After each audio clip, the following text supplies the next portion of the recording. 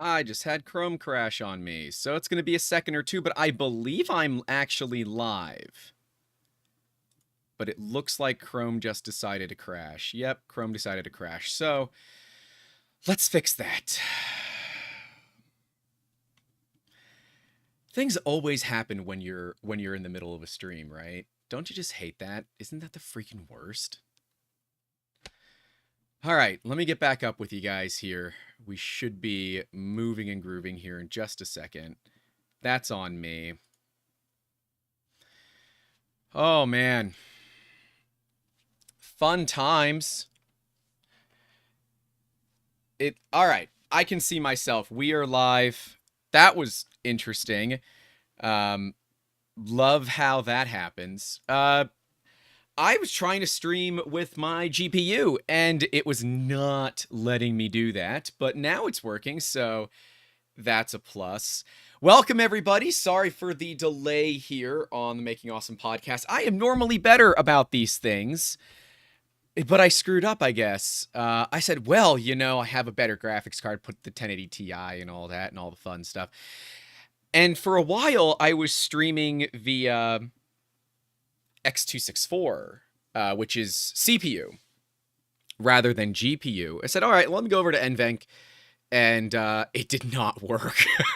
It did not work.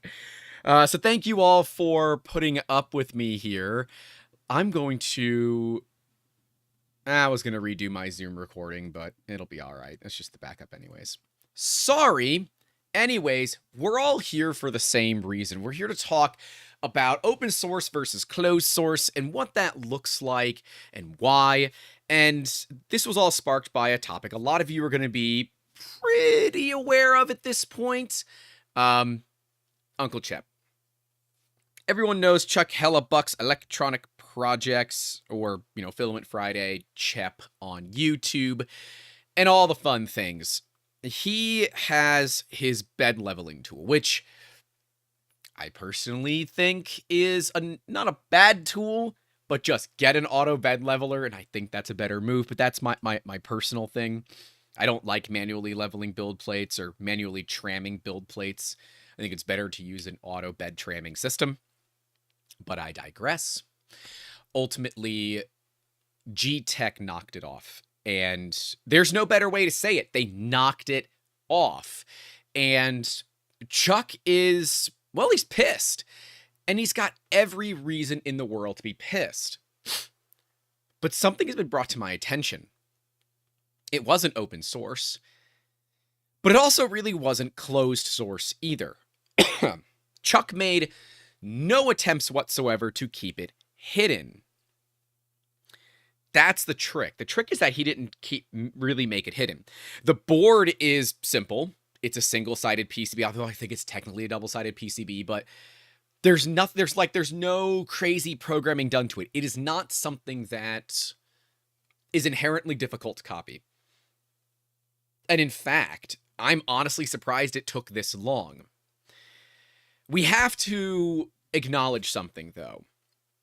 We have to acknowledge that intellectual property here in the United States, in the UK, hi Allison, and the rest of the world is a little bit different than how IP is conceived or perceived in mainland China. And Naomi Wu gets a bad rap sometimes for going off about this because she understands it better than most of us do. Talking about how he could have gotten a patent in China, hired attorneys and all of that to deal with this, but I don't think he would have gotten a patent because I don't think it qualifies for the main things needed for patents, which at least in the States is novel, unique, and non-obvious. There are other ways to say it, but it needs to be different, which I think it is. Is it unique? Yeah, I have never really seen anything else like it personally. And is it non-obvious? No. His product is so overtly obvious, he hasn't even tried to hide it. And that's okay. There's nothing wrong with that. But I think Geetech really screwed up because they had the opportunity to take this really bad press and turn it good. See, open source, and even closed source, outside of having patents, you have the trade secret side of things, which is I'm just not going to tell you about it, but if you figure, like the Coca-Cola recipe, that's trade secret. It's actually crazy trade secret the way they handle it, but either way, ultimately we run into a problem where we don't necessarily know how to look at Chuck's product, because it's not open source, it's not closed source, it's a little bit in between. And because of that, I don't think that getting a patent overseas would do him any good. Geek Toy Box has maybe a design patent, definitely not a utility patent. I don't think it qualifies under non-obvious. I don't think it would get past it. And to give you an idea, here in the United States, a patent is going to cost you between $10,000 and $15,000 to do it right. Chuck doesn't have that kind of money to blow on a foil piece of paper that would have kept Geetech from bringing things into the United States. But in the event that there was any challenging of that at all, and, for those that don't know, E3D is currently challenging the Bondtech CHT patents. It looks like Bondtech is not going to get the patent in the United States. There are enough companies using prior ideas of this that it looks like it's not going to get given to them. But there's also, in the UK, they're challenging it because, for similar reasons, they believe that there is existing artwork. But we have this problem where he is still damaged. And what did Chuck do? Chuck did, well, the thing that I think anybody would do. They go to the social media. Chuck is not a small person in this industry. His YouTube channel is quite large, something like 200,000 subscribers, and rightfully so. He does great content. Go over and subscribe if you haven't. Mods, toss the link in the chat, because I think I forgot to put it in the description. And it becomes a problem to where he has no recourse here other than to let, well, social media do its thing. And boy, howdy did it. Now, he reached out to Geetech to try to open communication here, and Geetech should have been smart about this. They should have just agreed to whatever he wanted. He reached out to them to do similar to what I'm assuming, right? This is all kind of making some unbased guess here. I did listen to him talk on Pooch's podcast yesterday, but didn't want to have Chep on 2 different calls in 2 days. Just didn't seem right. But he did reach out to them in an attempt to an olive branch it, right? Understand that, hey, this can go good or bad for both of us. Why don't we work together so this doesn't overtly suck for everybody? Cool? Okay, thanks, love it. Except Geetech didn't really say anything. From my understanding, he just didn't do anything. Or they didn't do anything. And if Geetech would have just reached out and said, you're right, let us pull this back for a little bit, let's talk about it, let's license it, let's get it as a Chuck Hellebuck exclusive, where Geetech becomes a distributor rather than a competitor. Chuck doesn't make all the money, but he makes a percentage. It's called a license deal. But now Chuck holds no risk for production. He holds no risk for inventory, no risk for logistics, no risk for any of this. Geetech handles all of it. He gets a piece of the pie. Geetech gave him the middle finger and said, we don't care. Now, technically, they can do that. There is nothing stopping them from doing that. I want to be very clear. If you don't have the proper protection, there is nothing stopping companies from doing to you what happened to Chuck. But even further, if you do have a patent, even if you have an overseas patent and a US patent, if you can't afford to defend it, it is not worth the paper it's printed on. Mods, again, post the talk with Seth Polanski, right? An amazing talk with an IP attorney, Seth Polanski, one of my favorites to date, where he basically says, yeah, if you don't have $100,000 to burn, don't get a patent, because ultimately you're going to spend that much money getting it made. Zombie says he thinks the issue was that it was a worse design. I don't believe that it has anything to do with the design. or the fact that the design is worse. I firmly believe that it is because it is as close to a direct copy as they could make without it being a obvious copy, right? It is an obvious copy, but it's not a one-for-one. They've made some changes. And I'm told that the one that they made just doesn't work. It doesn't flatten things out appropriately the way that it's supposed to. The battery holder is larger. But I want to be clear here in that what happened with Chuck can happen to anybody, patent or otherwise. And it's actually why I've been deliberately sandbagging the Politician. For those that don't know, the Politician is our solution to keeping chamber temperature in resin and FDM 3D printers. Now, the first iteration will be limited to 60 degrees centigrade. We had a viewer, actually, Worst Peter. He'll probably be on here at some point. He is now an honorary member of our Discord because he reached out to me and said, you could be doing this a lot easier than how I think you're doing it. We got on a chat and he said, dude, you're missing a huge thing that you could be doing. And he was totally right. But it does make the product considerably easier to copy. And that is a massive worry of mine. I don't know. But it makes it easier on a production level, which might actually mean that the Snapmaker that I have could actually be useful to me rather than a piece of crap. Build on Sound says, hi, G, sorry I'm late. What did I miss? Not much. Some technical issues. We just started talking 10 minutes ago. So you didn't miss much. Zombie says, meaning he wouldn't want his name on an inferior product, have the manufacturer the same product and give credit with permission. That's a different issue. It would be a problem if they put his name on it, right? That's a copyright and trademark issue. That is clear, very clear, right? If you put, the Filament Friday bed leveler, obvious, easy thing that he could go after them for. But he can't go after him for the design. He didn't patent it. And I don't think it would hit the needs for patenting, so. Nonetheless, he's also worried that people are going to get this inferior product, associate it with him, and then come to him for help when they break it or when it doesn't work or when they can't figure it out. And that's not his job. They didn't buy it through him. That's not his job to support it. That's fair. John Stern says it would be a copyright violation. That's fair, unless he did trademark something that's on it. If he had a logo on it, it would also potentially be a trademark violation. But, right. But yeah, it's really the reason why I've sandbagged the Politician, because I don't really know the right way to do it. I don't want to spend the money. I don't want to open source it because I would like to make money selling it. And I don't know. Let me know what you guys think about that, because it's a product that would be pretty easy to knock off, especially with this new change.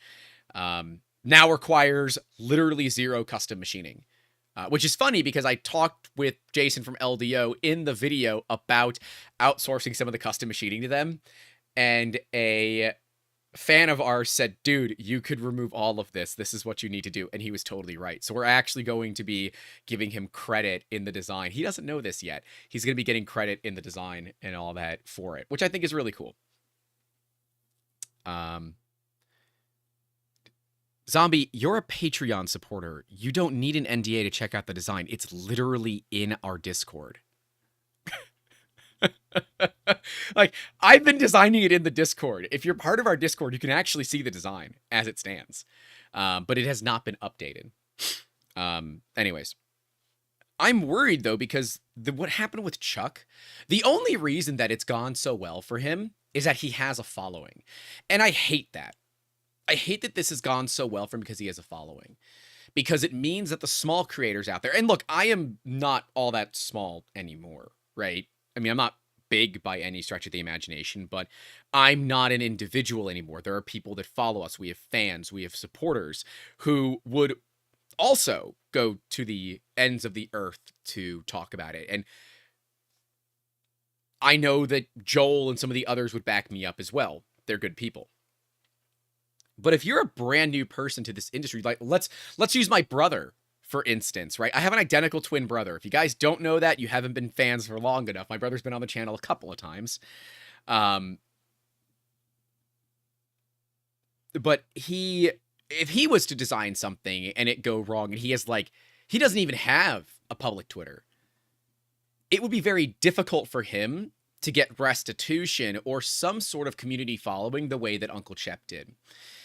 And I'm glad that Chep has this ability, but it's difficult for those small creators that want to do things for the industries to benefit people while keeping the money, while keeping it affordable, right? I want to produce The Politician at $50. $50 as a kit. I am not assembling it for you. Buy your own power supply, or more likely, go get it out of your bucket of power supplies, and you can thank me later when you can tell your significant other, see, I told you this bucket of power supplies would be useful to me at some point. You're welcome.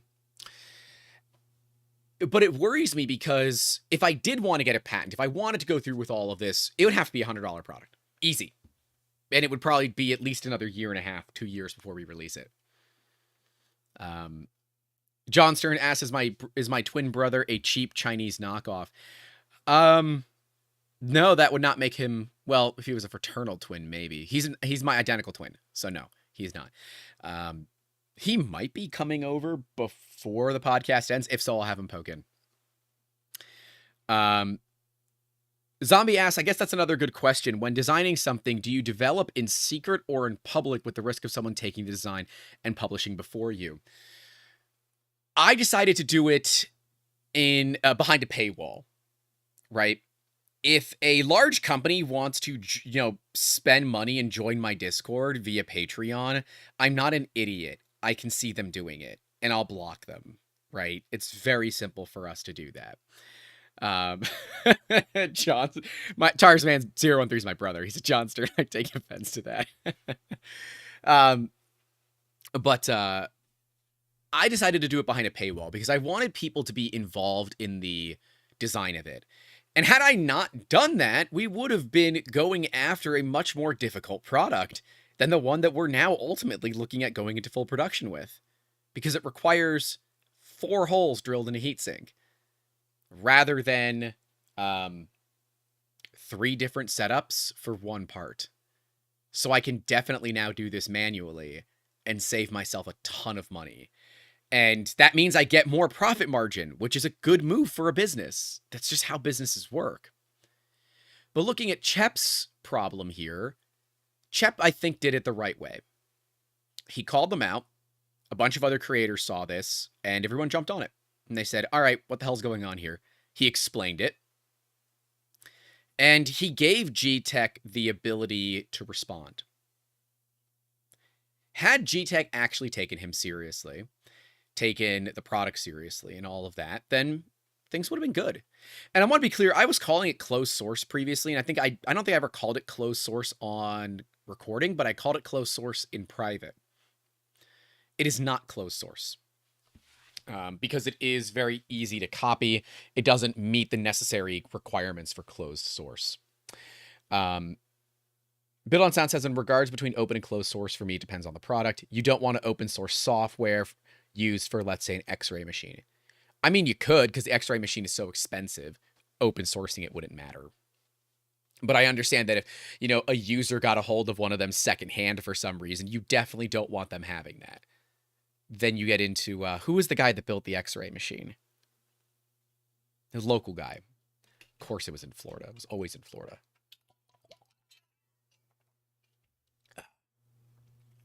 When we deal with Chep's problem, Chep's only repercussion was to go to social media. That's it. He can't send an attorney. He could send a mean letter, but just like every single company that would get that says, oh, cease and desist. Yeah, go to hell. I'm not going to stop. You have no legal recourse to stop me. You can go to hell. And that's exactly what Geetech did. I don't agree with it. I want to be very clear. I don't agree with what Geetech did. I think they were given an olive branch, and had they just agreed to some sort of licensing deal, this would have gone much better for them. But here's what's happened. The large reviewers, that being, I saw Uncle Jesse, I saw, I think Tom Sandlider was in there, I saw Joel Telling, and quite a few others, myself included. Not that I was working with Geetech. This is where I would put my, videos from Geetech that were sponsored if I had any. Dinkelberg. But I don't. But they're blacklisted because that's a shitty move. Now, something that was brought up on the Friday call yesterday was maybe Geetech didn't even do this. Maybe Geetech just found them on AliExpress, is white labeling them, and they got burned because somebody else copied. I don't know how that would change the rhetoric at all for Chuck Hellebuck. I don't think it would at all. In fact, I think it would only make it worse, because if all Geetech was doing was just rebranding something that they found on, let me bring the mic up more. Sorry. If all Geetech was doing was just rebranding something that they found on AliExpress, they're not doing anything wrong.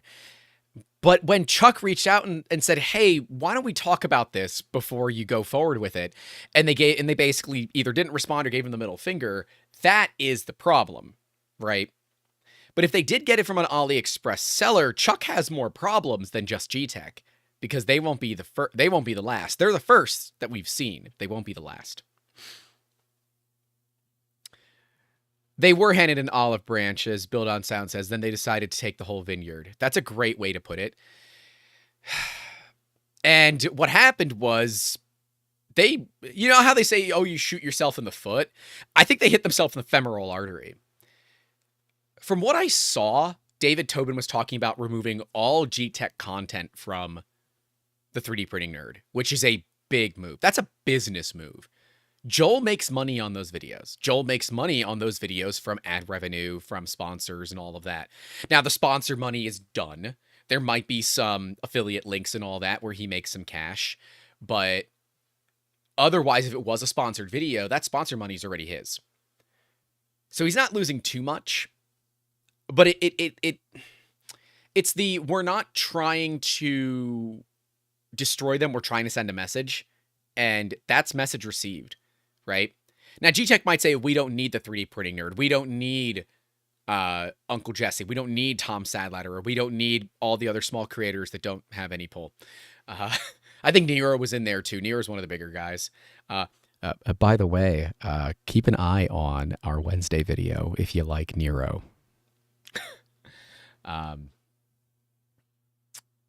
Printed Vision says Geetech actually has a nice filament. Well, that sucks. I won't be buying any of their filament. I don't think I ever did, but I won't be. And, companies that were given olive branches that don't take them just piss me off, because you're doing it wrong. You have the ability to survive here, and you're choosing failure. And maybe that's because you believe that you can do it without these people. But let me remind you that these are the people where individuals like me, before I started my own channel, I mean, I still watch other people's content now, which, by the way, Tom Sadlatterer, I'm a little salty. I talked about doing a Benchy video in our Friday video, and I recorded that video on Wednesday. Yeah, we run a very quick editing cycle.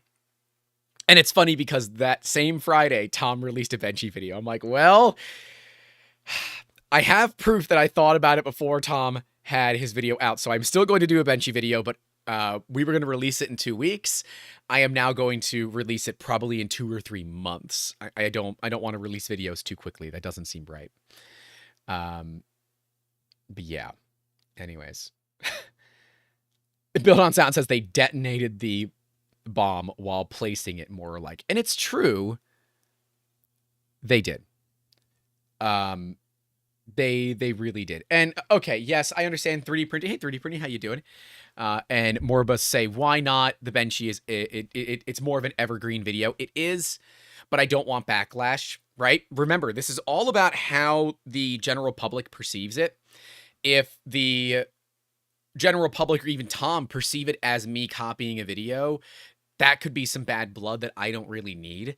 Now, I could easily prove that I had this idea prior to him releasing his video, but that is not an any press is good press scenario, right? Although that might end up working out well for me. That's not a market that I want to be in. And I have a couple of 3D scanners that I can do videos on instead, so that's what we're going to do. Since I have parts to scan with one of them, it's a great time to actually do the video. Duff says, here's the thing. There could be a public outcry and all that. In the end, they will always make sales. I agree, but I believe that the net gain or loss for Geetech in this is a loss. I firmly believe that they are going to see damages from this. I do not believe that Geetech is going to come out of this scenario comfortable. And that's fine, because they kind of deserve it, as far as I'm concerned.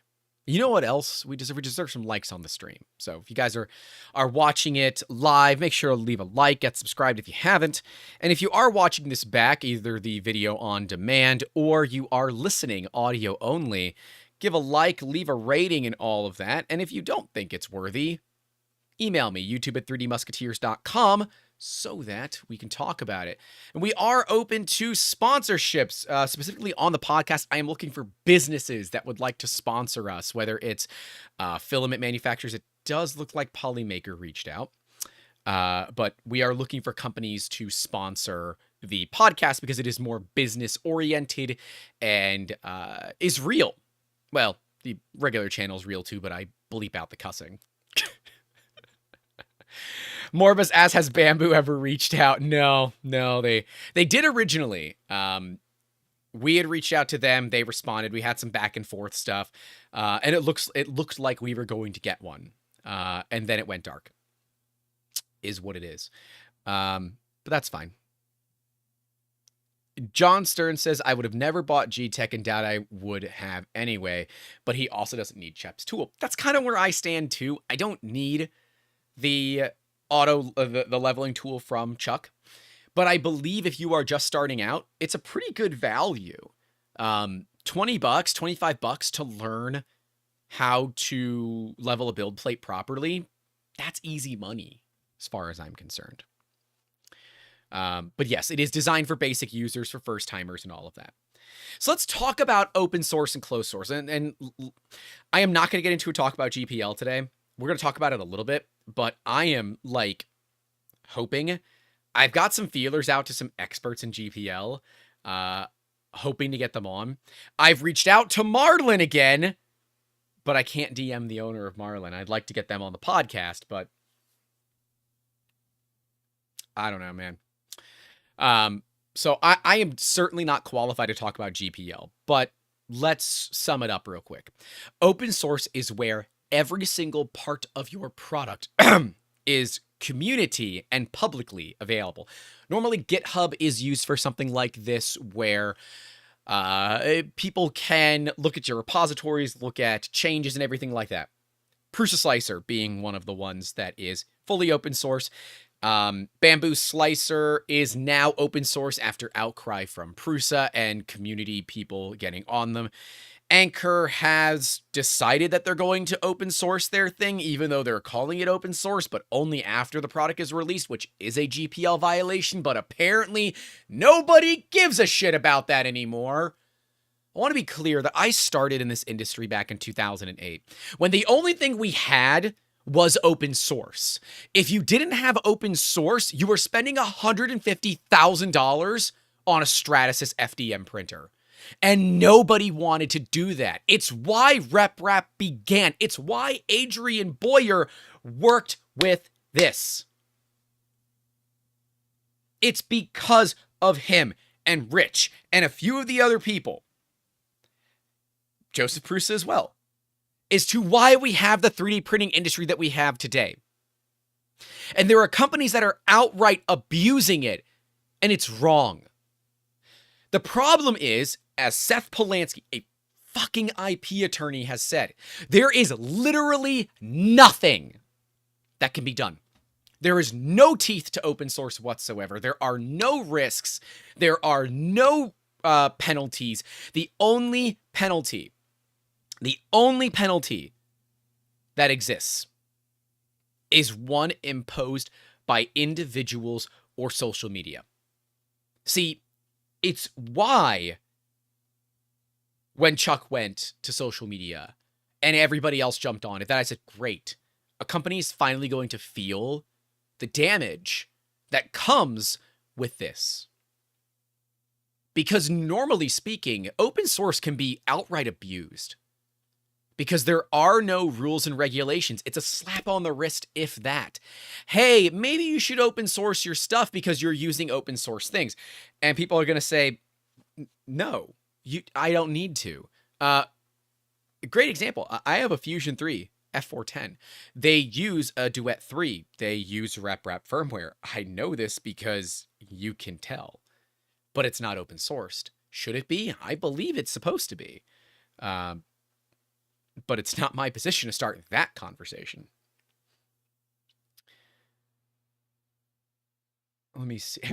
Yeah, back in the day when option 1 was a lot of $signs and option 2 was the lumber section of Home Depot. That's right. The first 3D printers that we built were made of wood. They had linear rails that we sourced from 2D printers. And the first thing you did is you reprinted the wood parts in plastic so you could replace the wood, because especially here in Florida, humidity is a bit of a problem. Morbus is asking me what I think about the X1. The hardware isn't open source, but it's an extremely good price and has amazing performance. Asterisk, it has amazing performance currently. I am worried about some of the problems. Like, hilariously, Chuck Hellebuck got a bad bamboo. Uncle Jesse got a bad bamboo. And some other people have gotten bad X1 printers. I am worried that long-term Bamboo Lab is going to have some struggles. Now, to be clear, they've done phenomenally well. They have hit every milestone that they've said they are going to hit. They have kept parts in store, and they're not charging exorbitant rates for their stuff. So I fully support them close sourcing their hardware. I see no problem in this whatsoever, because they're still allowing it to be accessible for a reasonable price. As soon as a company stops making things accessible and starts making them expensive, and they're hiding behind closed source as their reason for making it expensive, that's when I get upset. Bamboo Lab is not doing that. But Bamboo Lab does not have a track record, to me, of taking care of their customers, of taking care of their machines, of dealing with hardware and software problems. They don't have a track record. And it's simply because they're a brand new company. Once they have a track record of doing this, then I will start to consider it. But right now, they're still in probation for me as a business, and that's all I got to say about that one. Morbus says some people have 600 hours on it. That's not a lot. I can put... I want to see 6 months of 24/7 abuse. I believe that printer's going to come apart at the seams, but... and they're too loud. They're too loud for... Like, I could not have them in here. They're too damn loud. Like Duff has said in the past, everyone buying the first gen of anything is a beta tester. I totally agree, says the guy that signed up for the Prusa XL. Totally agree.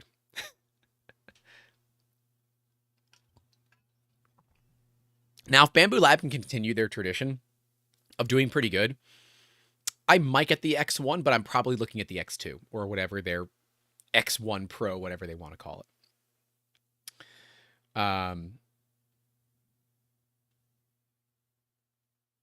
Hack Monkey said they saw a video from a guy that went to Irvine complaining it was an awful trade show, oblivious to RepRap and the community aspect.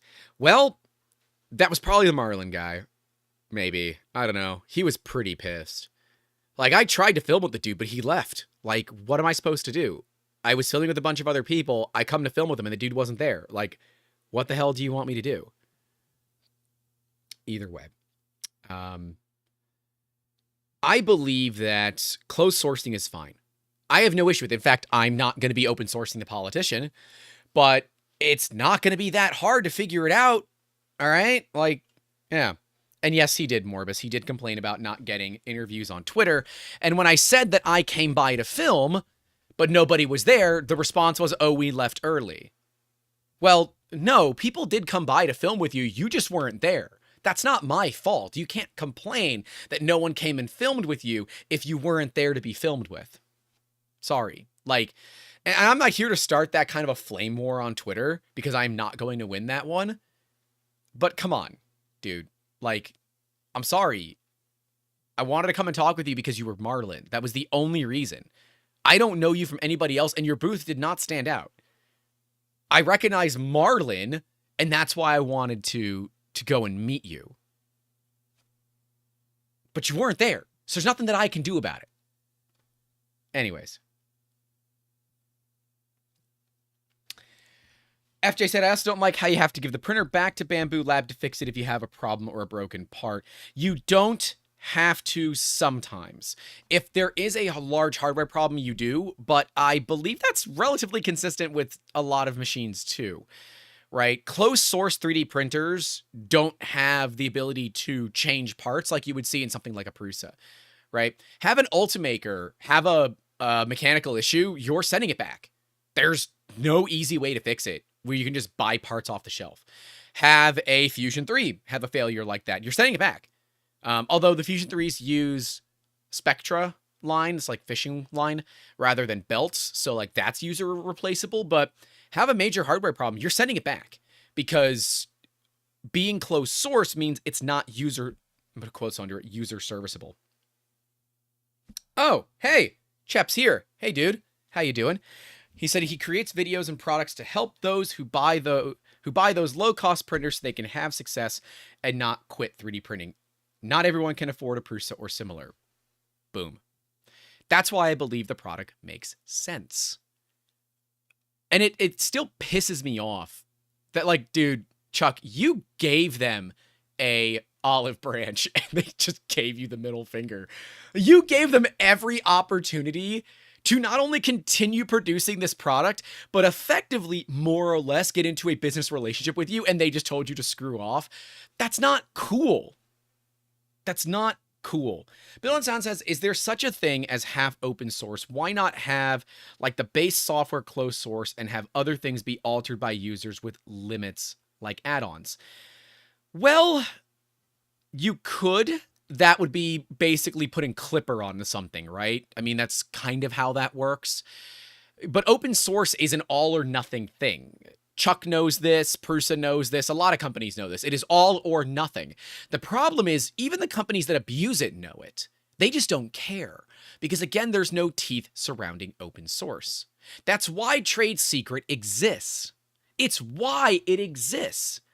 It exists so that people that don't want to, patent something don't have to patent it. And the ones that don't want to just give it away for free don't have to give it away for free. It exists for a reason. Now, I've said that, unfortunately, Chuck didn't hide any of this. And he did make it easy for people to copy, but no one had done it because we have respect. Now, Naomi will come here and state that there are no rules and regulations from keeping Geetech and other companies from copying him. And she, as far as I'm aware, I am not an attorney, is technically correct. But it doesn't make it right.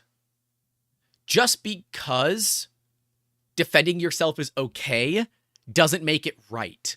If you get into like a fight, someone sucker punches you. In a lot of states, you have the ability to stand your ground and fight back. Does it make it okay to seriously injure or remove them from the gene pool? No. There becomes a limit where you go from this is okay to now you're the aggressor. Geetech was given the opportunity to go from being the aggressor to being good guy Geetech, and they chose not to do it. The products that Chep does, he makes because he sees a consistent problem. For those that don't know, Chep stands for Chuck Hellebuck Electronics Projects, I believe. It's projects, or maybe it's a different page. Chuck is an electrical engineer. He knows this stuff, and he's a business guy. He can look and say, all right, if people are asking me all the time how to level my Ender-based 3D printers, why don't I just produce a product that works to help level Ender-based 3D printers? When I saw that come out, I said, oh my God, this dude's a freaking products. Thank you, sir. Chuck Hellebuck's Electronics Products. It blew my mind how bloody simple it was. but it solves every freaking problem. I looked at it and said, holy crap, dude's a genius. Because it is such an easy product to make. It's got good margins at 20 to 25 bucks, 30 bucks. It's affordable. It is an easy add-on gift. Now, I'm still all about auto bed tramming or auto bed leveling. That's still like personally, but I'm a business. I want things to just work. Not everyone can afford a $700 or $800 or $900 or $1,000 Prusa. Not everyone can afford a multi-$1,000 Bamboo Lab. Even though Chuck's game broke, God, it upsets me that some of the biggest people out there are getting the broken ones. But it does show that they're not sending golden units to people, so there's always that. Zombie says, waiting for someone to clone a Swatch truck. Oh, Zombie. The problem is that we have bad actors that look at companies and individuals that are making good products. Like, seriously, I really should get one. I should see how fast. I'm going to get one. I'm going to see how fast I can level an Ender 3 with Chuck's product versus doing it manually. I bet it'd be pretty close. But I've also been doing it for a while. I should have my brother. Oh, that's what I'm going to do. Jonathan, you're going to be in a video with me. We're going to get Chuck's bed leveler, and we're going to see if you can use Chuck's leveler faster than I can level a build plate. And we're going to talk about what the experience was like for you. I think that would be an awesome, awesome system. As John Stern says, we don't need $1,000 printers. We need $350 printers that are better than the $200 ones. I believe that Bamboo Lab is changing the game with value. People are all of a sudden realizing they can spend money and get good value. There are people out there that are going to look at Chuck's bed leveler and say, well, geez, that's like a 30-cent PCB and a dollar worth of bill of materials. Why is he selling it for 30 bucks? Because he's a business and he can do it. Be quiet. It's called profit margin. He needs to survive. He needs to eat. He needs to feed his family. But then there are companies that are going to say, shit, we can do it for less. There are companies that are going to say we can do it for less. And those are the companies that I look at and say, I don't like you. I don't like you. Because it's not cool. It's not cool. It doesn't go... It's like my dad says, you got 2 rules in life. Rule number 1, don't be a dick. Rule number 2, if you're going to be a dick, be a big one. And when a company immediately chooses rule number 2, we've got a problem. Chuck is saying, I'll send you one for that video. No, I'm going to buy one. I want to buy one. I mean, if you really want to send me one, you can, but I prefer to buy one because I want to support you. I guess the video is supporting you too, but I will probably make that an Amazon affiliate link. But I would like to buy one. I think that there's value to that. So, yeah. And there are companies out there that actively serve to just steal patents, steal IP. There are bad actors out there. It's not good. But a lot of times we can figure them out pretty quickly. Shotgunner 5609 says he's going to trick us with a video of his twin. My brother does not have hair this long, so no, it'll be obvious that we're twins, but it's not going to be, difficult to tell who's who. I promise. Mad Wolo says people don't understand that the price reflects knowledge and experience, not just materials. There's an old adage of an individual who was called in to fix a boat engine, and he charged $10,000 to do it. The guy is down there for 5 minutes, and he comes back up.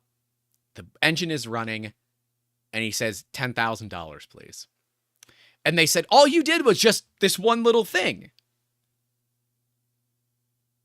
I'm not paying you 10 grand. He said, no, you're going to pay me 10 grand because I have all this experience. I know how to do it. And clearly you couldn't.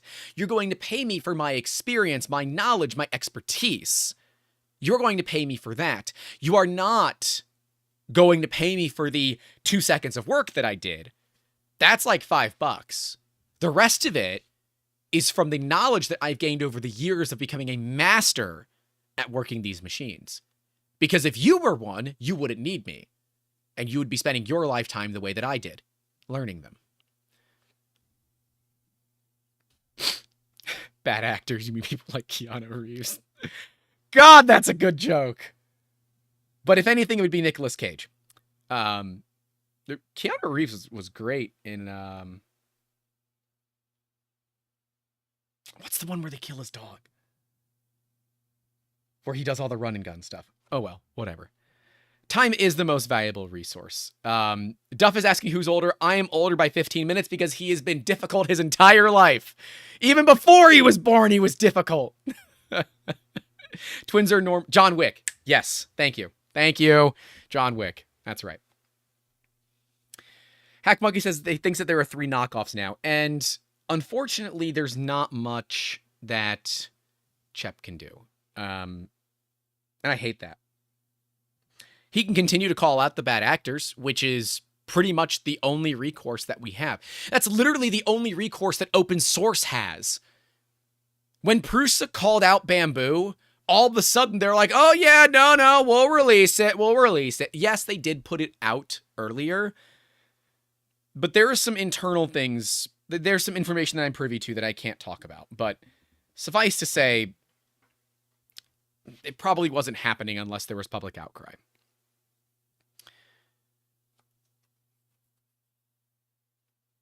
Morris, you don't know the whole story. It's okay. And I am unfortunately not the person to tell it. So, ooh, scam likely. We're not doing that today. We're not going to answer scam calls on the podcast this week. But I did put my phone on silent, so there's that. And yes, it was still in the beta phase, but as far as open source is considered and the way that it is done, as soon as it is in the hands of anybody, it needs to be fully open sourced. That is not how GPL works. They are utilizing Prusa Slicer, which is in the hands of everybody, including the fact that they accidentally leaked one of their organic support repositories. It was taken down, but it was accidentally leaked, which I laugh at. It was funny because I did get to see it. I think I'm gonna make a great joke about they're calling tree supports organic supports. I'm gonna call them vegan supports. And I hope I'm not the only one that makes those jokes where it's like, well, is it free range supports? Is it organic? Is it grass fed supports? God, I'm looking forward to that. Thank you, Zombie Hedgehog, for the basic supports. He says sub to Chep. Duff, can we drop a link to Uncle Chep's? Is it? I always want to call him Uncle Chep. Is that correct? Here, I'm gonna get it. I'm gonna grab his YouTube channel. Something went wrong. There we go. Make sure you guys are subscribed. There is his channel. Go subscribe over to Chep. He's a great guy, makes great videos. And wait a sensing heat creep. Oh, I thought he had a sensor for sensing heat creep. Oh my gosh, that would have. Anyways, moving on. Chep has a great Uncle Jesse, Uncle Chep. What's next, Cousin Vinny? Hey, got my Cousin Vinny. We're gonna be anyway. I can tangent on this shit for days. Can you not develop open source in private? Doesn't it need to be released before the product is released to the general public? That is correct. You can develop open source products in private, but as soon as it is in the hands of anybody outside of your organization, whether it's beta testers or anything like that, it must be in GPL. Thank you. I'm about 60 feet in the air on the side of a building. Well, you know, that's no excuse, Duff. You clearly have internet. You could clearly post it. No, I got it for you. It is a sensor module for sensing heat. I didn't watch this video yet. I'm going to watch the video. Did you seriously make a module for sensing heat creep? Chap, we're gonna have to talk. I need to take a look at these. I need to take a look at these. Dude, heat creep is one of the hardest things to determine if you don't know what you're looking for. Because it looks like a nozzle clog until you pull it out and yeah, it's a thing. Anyways. The worrying thing about Bamboo Lab is that they came out of DJI, which has terrible business practices. Allison is asking, where did I post the link? That should be it. But here, I can post this as well. If that doesn't work, that will. So there you go. Go subscribe to Chep on YouTube. Here's a good question. With the increased speed of the X1, how many other printers would you need to match the same output? I think it's 2. It could be 3. And I will say it is fast, but you're not going to get the same strength. You don't get the same layer bonding that you would get on a thing like that. I'm not going to get into this. We can have an entire episode on Bamboo. But I would like to have someone from Bamboo here so I don't get personally attacked on Facebook again. I have now been personally attacked in the Bamboo Lab Facebook group 3 times. And it's not like they're just saying my videos suck, which, you know, hey, they can do that. I don't care. They're like making personal attacks about me, which is just not cool. That's a dick move. Anyways. When we look at this scenario of open versus closed,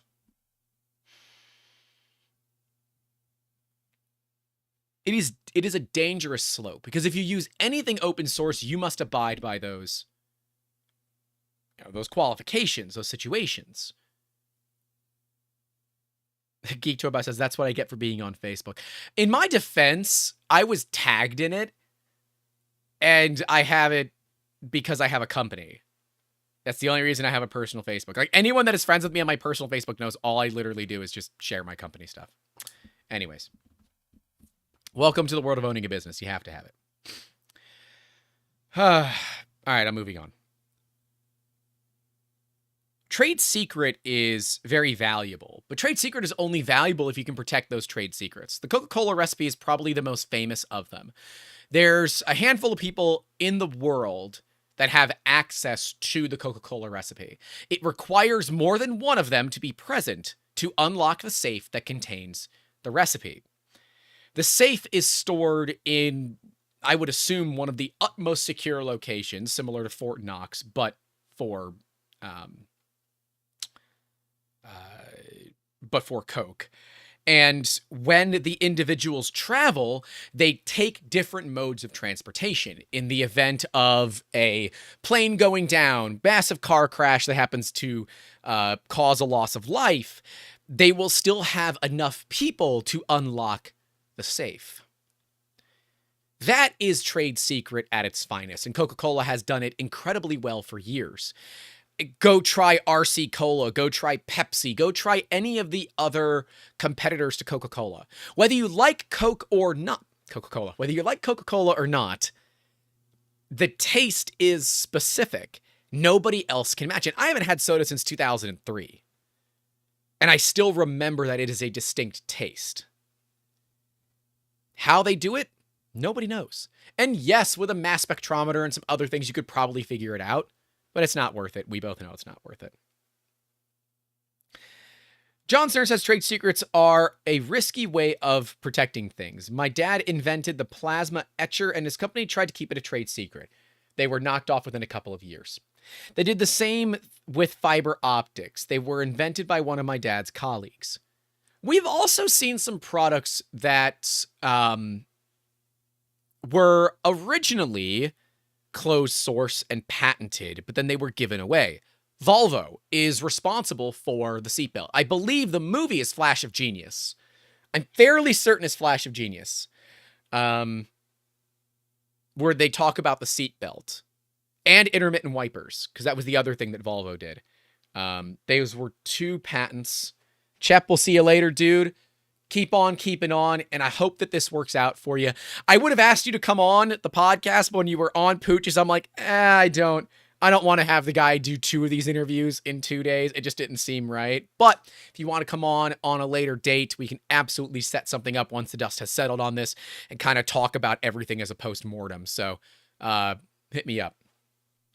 Thank you, Zombie Hedgehog, for the $1.49. You got a burger sticker. Remember, guys, go subscribe to Chep on YouTube. Yes, Volvo did deliberately give away the patents, and that hurt their company. Remember, a patent is an asset. A patent is something that you can put in your books as an asset for a company. It's why there are patent trolls that exist. Because of assets. They're expensive. They're considered assets. And when you sell a company, you sell, a lot of times, those assets with it.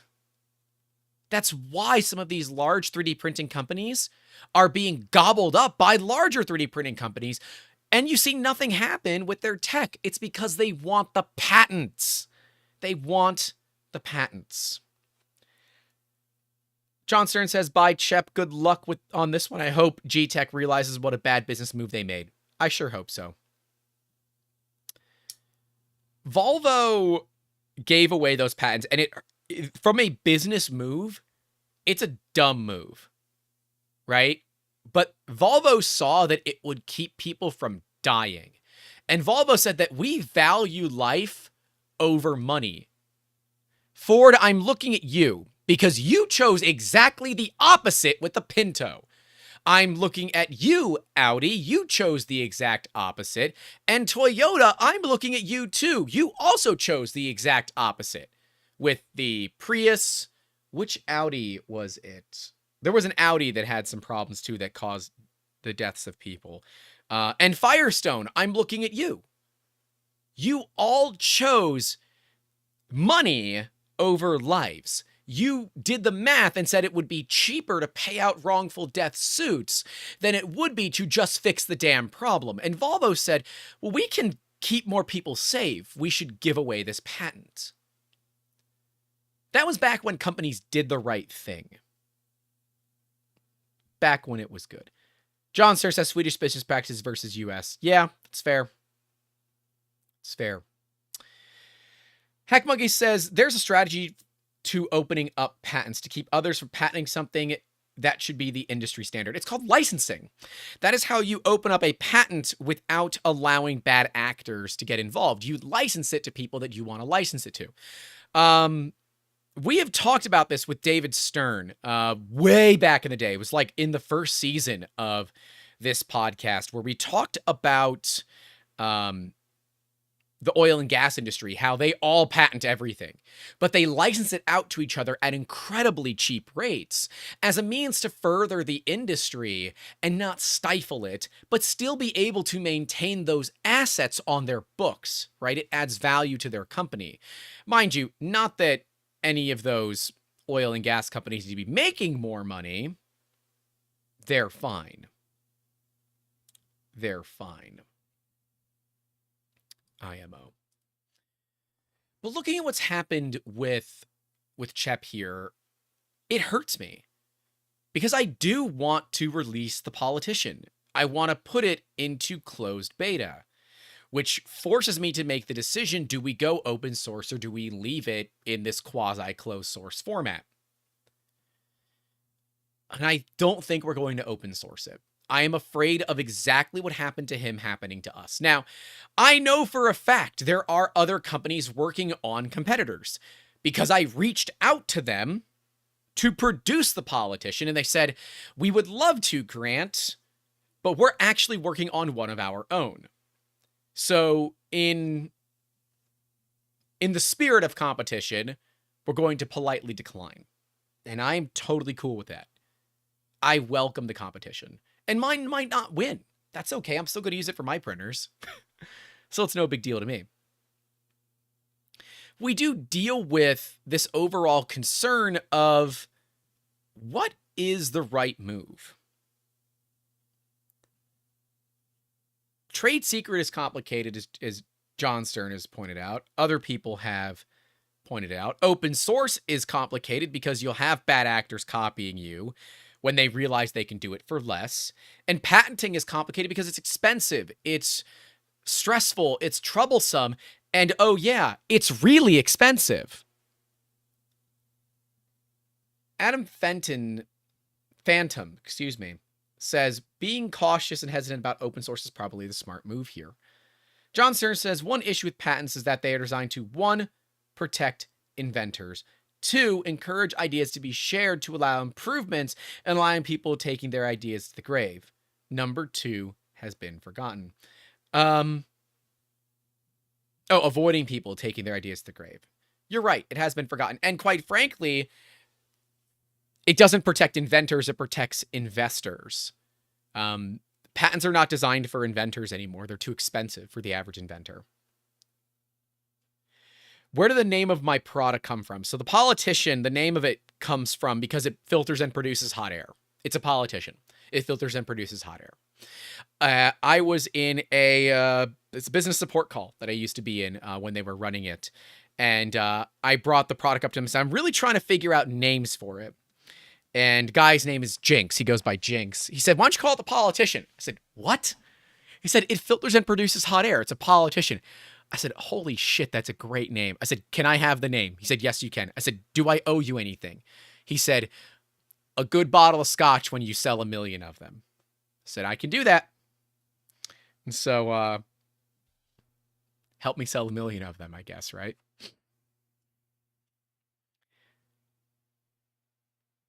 Yeah, it's a fun one. I am going to probably keep it similar to what Chep did, quasi-closed source, where we don't release anything, but if you are incredibly motivated, you can obviously take it. You can obviously re-engineer it. It's not that difficult. FJ Prince asks, can you half open source something so it would be hard for people to copy? Some companies do that, like Bamboo Lab is doing that, right? They open source their software because they utilize open source things, but they're keeping their hardware closed source. If you used, let's say, an E3D V6, that would be open source, but your extruder is a custom design, that's closed source. If you used Core XY motion system, those are open source, I believe. You know, that would have to be that.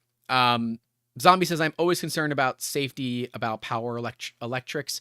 There are double redundant heat cutoffs on it. So there's a 60 or 65 degree hard cutoff switch.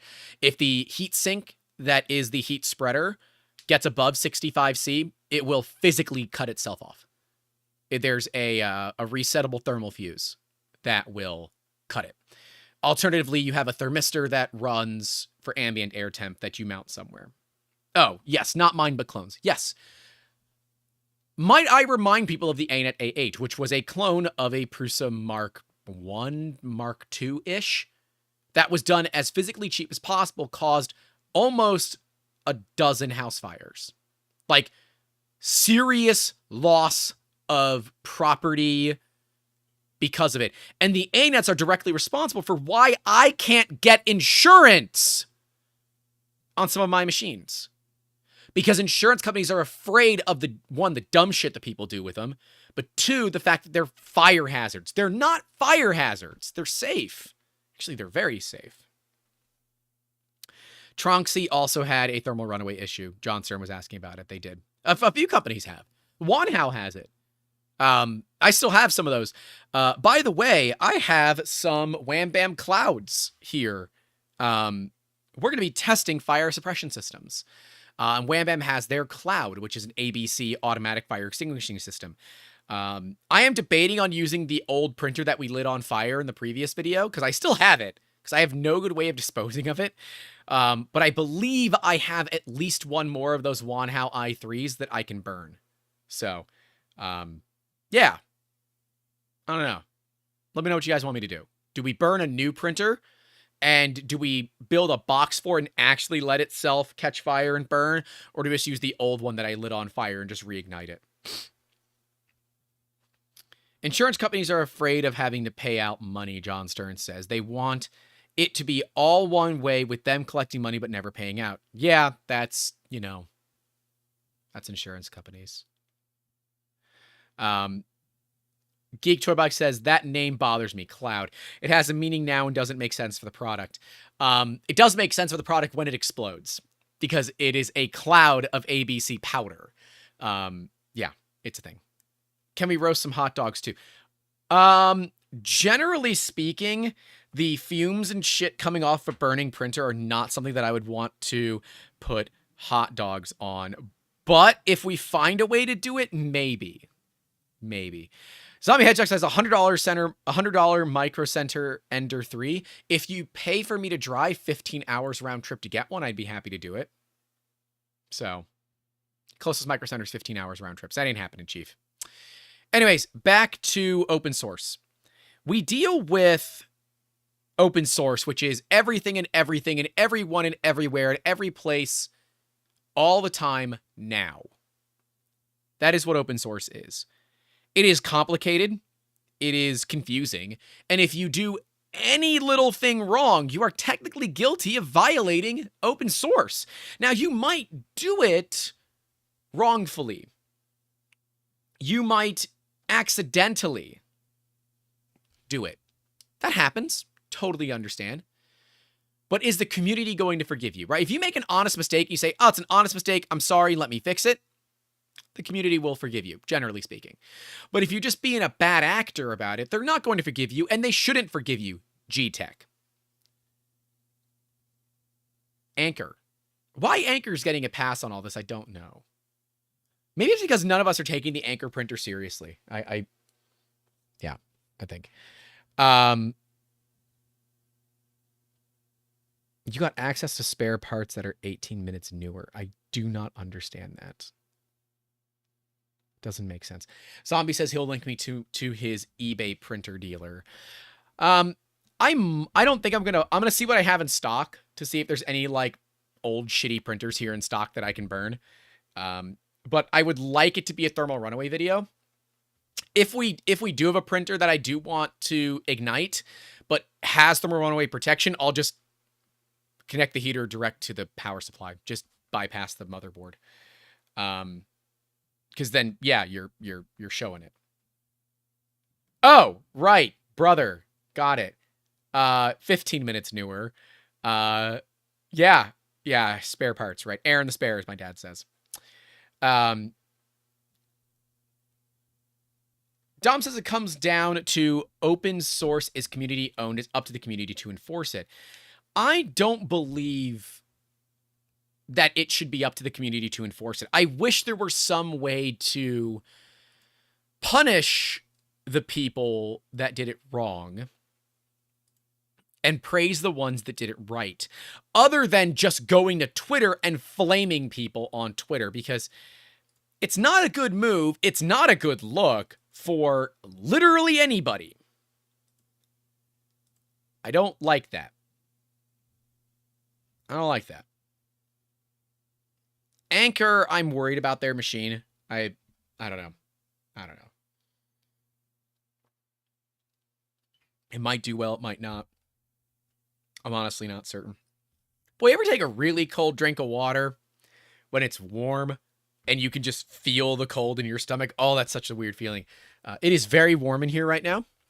It's almost 83 degrees Fahrenheit, 52% ambient humidity. So it's a little warm in Florida today. It is 80 degrees outside. It's hotter in my house, of course, than it is outside. Go figure. Anyways, closed source is the fun one, because closed source basically means I'm not telling you jack shit. I'm keeping it for myself and I'm going to patent it. And as Geek Toy Box pointed out earlier, we have patents, both design and utility. There's a plant patent, irrelevant for this industry, but it is around plants. Literally, things that grow plants. Patents are expensive, and they're not designed for individuals like you and I. They're designed for big companies that have big money that don't care. When we look at small companies like mine, like yours, like makers, we can't afford patents. It's not how that works. It's not how any of this works. And that means it becomes complicated for those of us that want to protect our ideas without spending shitloads of money. That's why we end up choosing trade secret, or at least just not telling everybody everything all the time now. What does that mean? I got a really cool email. Damn it. And he's probably watching. He knows that I've just read his email. Just got a really cool email. I'm excited for this one. But all right. My train of thought's completely screwed because of this email.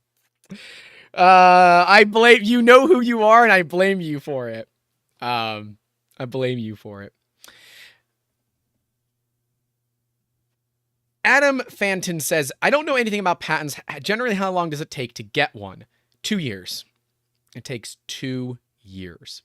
Ken Young says, however, social media are the forums that allow the watchdogs to call out the violators. It causes the violators that seem too big to tackle to be brought in line, i.e. Apple, Microsoft, Intel. It may be ugly, but sometimes people have to be ugly to make things right. I agree, but we shouldn't have to. Companies should follow along properly, you know, like good stewards, right? Be good humans, damn it. Like, I get it. Everybody wants to make money. I want to make money too. I am making The Politician. It will make me money. I want to make money. The goal of selling The Politician, let me be clear.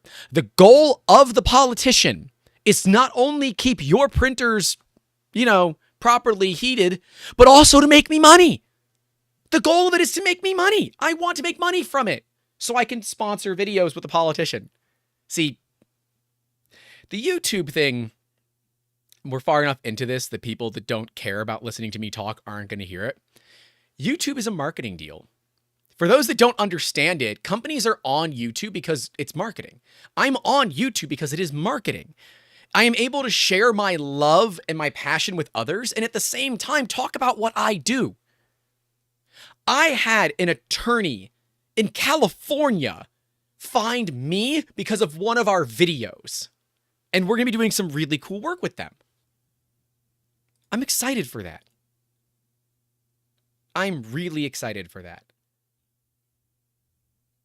That's awesome. And without those videos, they would have never found us. And yet I can help them perfectly. So that's the deal of these videos, right? 3D Printing says the goal is to keep the bank account properly full. 3D Printing, I think your goal is to keep your Prusa meters properly full. If you don't know 3D Printing, y'all got to go check out their printables page. 3D Printing, I'm going to make you a mod so you can drop your printables page in the chat so people can see it. You make some really dope stuff. You really, really do. But yeah, patents are not just about how long they take to get. On average, it will take you about 2 years to get a patent if you can get priority status, that being if you were a service member, or you're over the age of 65. There are some other qualifications for getting, you know, fast track treatment. That's normally 9 to 11 months.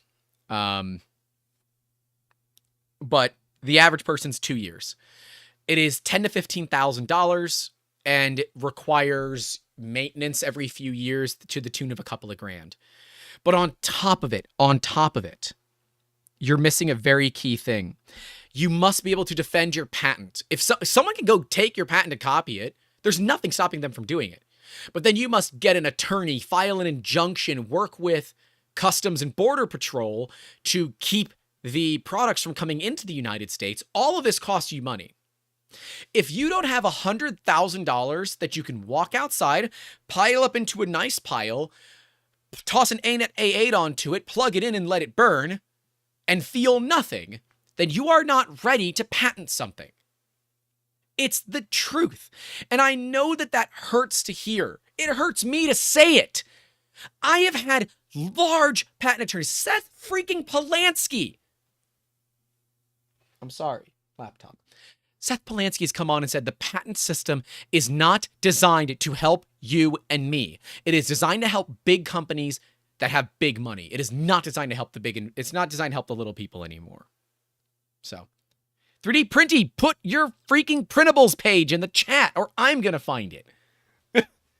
And you know what? Geek Toy Box, you're a buddy. You're getting modded too. You're always here. You're getting modded. Zombie's getting modded. We're giving out mods like it's like I'm Oprah freaking Winfrey here. One of you guys post 3D Printy's printables page. He deserves it. Patents are... Oh, yeah, it didn't show up for me. Try it again now that you're modded. When you're a mod, it should show up. When we deal with patents, it doesn't work for individuals. You can go into patent pending. So there's this thing called a utility patent. Damn it, Grant, you're an idiot. No. See, this is what I would clap. I would back up, and then I would say the statement again where it's actually correct. A provisional patent. A provisional patent is something that you submit. It's normally about $375. If you have an attorney do it, it'll run you about $1,000. There's your printables page. Got it. I don't know who Tin Cantle Phone is, so you're not getting a mod status. I'm giving mod status to the people that I know. Sorry. When we deal with a provisional patent, it gives you 1 year of protection so that you can take the time and file your real patent, whether it's utility or design. And the idea of a provisional is when you file your full patent, it uses the date of filing from your provisional as the date of filing for your real patent.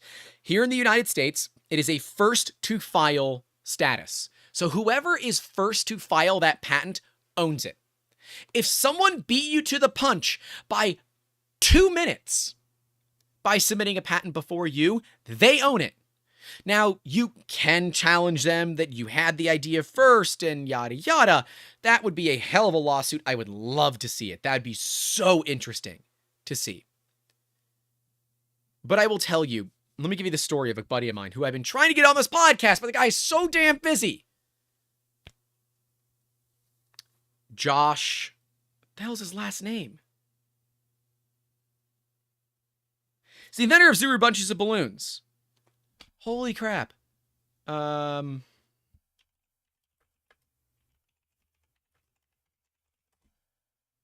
Josh Malone. There it is. Josh Malone. Thank you. Jesus.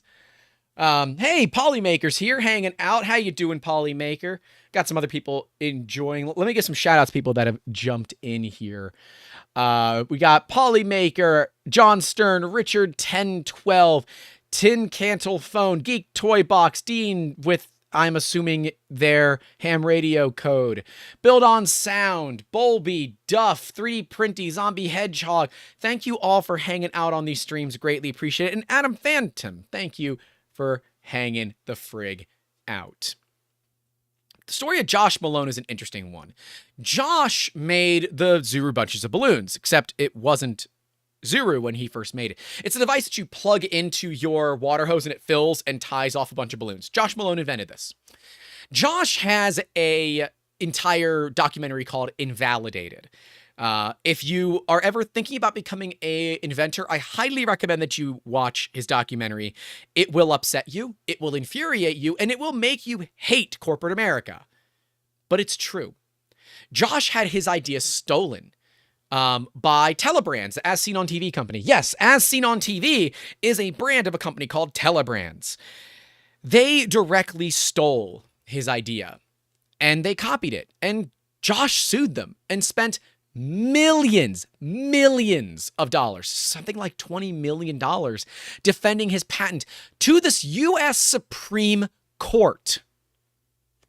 Ultimately, he was proven and he was granted the rights. However, Telebrands was not forced to stop selling the product, because Telebrands argued that forcing them to stop selling the product would be incredibly detrimental to their business, causing them to have to file for Chapter 13, which is bankruptcy, insolvency, which is not true, but whatever, good attorneys do what they do. So they were allowed to continue. They have to pay Josh a royalty, but Josh spent all of this money to get an imposter off the market.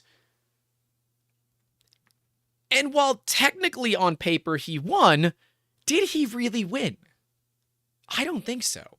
And Josh doesn't feel like he won either. I'm really trying to get Josh on the podcast because his story is unfortunately not unique. And I worry that as the system less and less and less favors inventors and favors people like you and me, that it's not going to work. And that means that, to me, closed source is kind of dead. Josh Malone. Josh Malone is the guy's name.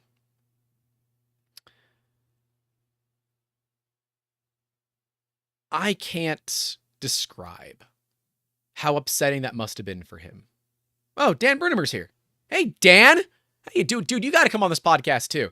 Dan is one of my buddies from the additive manufacturing industry. Yes, that is correct. It is no longer someone was first to idea.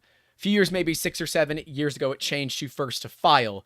Who invents it doesn't matter. That is correct. It is first to file the patent. Now, here's the fun thing. How does open source and closed source play along with each other? If you are open sourcing something and someone says, I like this idea, I'm going to patent it. You might think, well, shit, that means I don't get to patent it. Nope. It means you get to challenge it. If the U.S. Patent and Trademark Office does their job, they will find your invention in open source and say, there's prior art that exists, go to hell. And they won't let this person get the patent. But with enough money, good lawyers, and all that, they might be able to get it through. I'm looking at you, Hang Printer.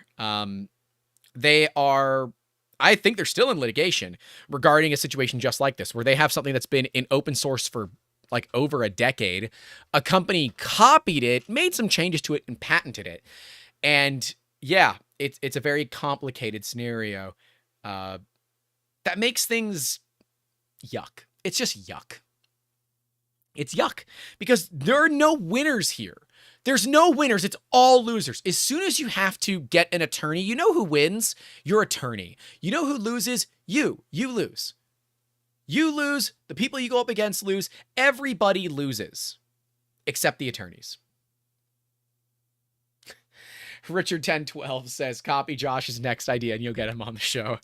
No, Josh is a buddy. Josh is very busy. He is up in DC fighting for the small inventors. He is lobbying. He's doing a lot of work in that, utilizing his story as his soapbox, which is great. I think he should. I've actually even talked to Josh's attorneys, the people that were there along with Josh. It was really cool talk, and I hope to get him on, then him and the attorneys, which would be just, God, that'd be a really cool episode. But Dan, you and I have to talk. Dan Brunemer is huge in the additive industry. He does crazy work with really cool companies, and he himself is starting his own 3D printing business startup thing, and I would like to talk to you on here, so reach out to me, buddy. You know how to reach me. You can't patent something that is already in public domain, John Stern says. You can try. And unfortunately, if the U.S. Patent and Trademark Office doesn't do their job, you absolutely can. And then you, as the person that are in the one that's doing open source, you are then required to sue the patent holder. It sucks. It sucks. Zombie Hedgehog says, is it subtractive manufacturing if you use supports? John Stern says, not if it's Patreon support. That's beautiful. No. So the idea of subtractive manufacturing is you start with a big block of something and you end up with something smaller. Additive, you have minimal to zero waste. That's why we call it that. So let's wrap this one up. Let's put a bow on this real quick and tie this one off. What happened with Chuck Hellebuck is not okay. By community standards. By legal standards, it's totally okay. Absolutely nothing he can do about it.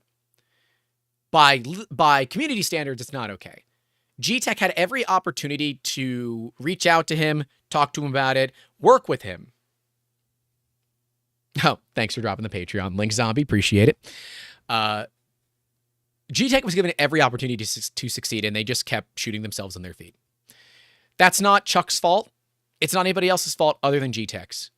And I think Geetech should be shunned from this industry. They should have to eat the meal that they cooked for themselves. And if that meal is full of burned reputation and bullshit, then let them eat it. They deserved it. But I believe in a situation like what Chuck had, Chuck followed it exactly to a T. You call him out, you then reach out and say, why don't we try to make this not a problem for you? Let's work together. If the company says, you're right, that's our fault, let's work together on this. You draft up a licensing deal and you go through. Life wins. Your product gets out there, you get someone who can help you manufacture. If Chuck had a company like Geetech manufacturing with him, Chuck could probably sit back and relax a little bit more. God knows we all need it. Chuck did not choose open source. He did not choose closed source. He just chose not to tell anybody. We have open source, closed source, trade secret, and then E, none of the above. He chose E, none of the above. Open source requires you to be public about everything, and a lot of times is more work than you might think. It's why a lot of companies choose not to do it, even though they want to release it for everybody. It's just easier to say, here are the CAD files, go figure it out yourself, than it is to try to comply with GPL. GPL is complicated. It's, unfortunately, very complicated.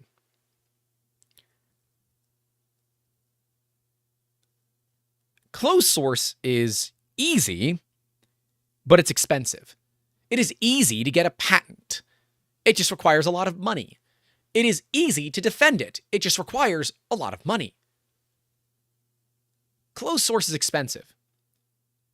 Trade secret requires it to be difficult to copy, right? Coca-Cola recipes, the best example of trade secret out there, as far as I'm aware.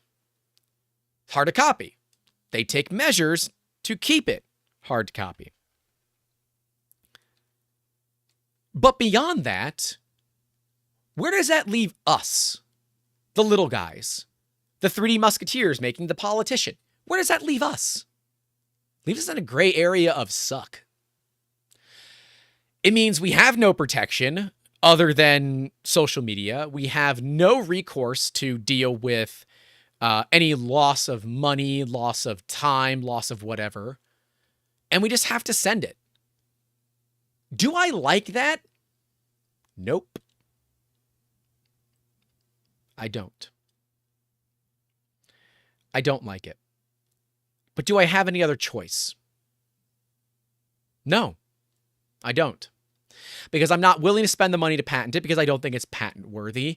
I don't want to have to increase the price to people. I want to keep it as functionally affordable as possible. And you know what? If someone gets it and they want to compete. I don't care, dude. Go ahead. I'm going to call you out for it, but compete. And if you copy me and I reach out to you to do a licensing deal, you better damn well take it. Because I will tell you, as Geetech is finding out, there is nothing more dangerous than a small business owner who's been wronged. Because we might not have a lot of time on our hands, but I will give up sleeping to assure that your life is difficult. And that's okay. Because that is protecting me and my people.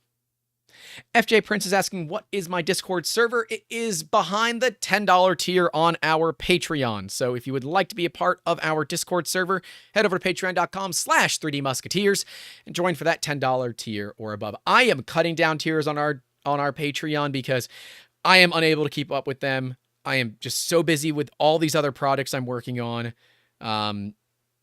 Yeah, there's a lot going on. But yeah, we will be doing a closed beta to our Patreon members for the politician. We'll be sending them to pretty much everybody at the $10 tier or higher for no cost. Because, well, I haven't really been delivering on my deliverables, so yeah.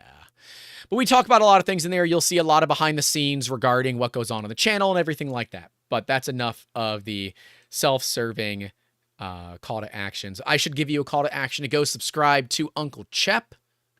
Whatever. I don't know. I call him Uncle Chep. Go subscribe to Chuck Hellebuck's Electronic Products over on YouTube. It is linked further up in the chat. One of the mods can post it as well. And if you don't want to give us any money right now, that's totally fine. But you are interested in the politician, keep an eye out on my Twitter, because as soon as it is in closed beta, I will be making an announcement of it, and people will know, and you will see it in videos as we utilize it more often. But yeah, guys, we're going to wrap this one up here. I think we've covered everything as much as we need to. We've covered the drama. We've had Chep in a little bit. We've talked about other people. We've talked about my scenarios. I think we wrapped this one up with a bow pretty well. Thank you guys for coming out. Season 3, Episode 7 of the Making Awesome Podcast had a rough, rocky start, but that's okay. That's the way it goes sometimes. Stay safe out there. Don't forget to call your loved ones. And as always, keep making awesome. Have a good one.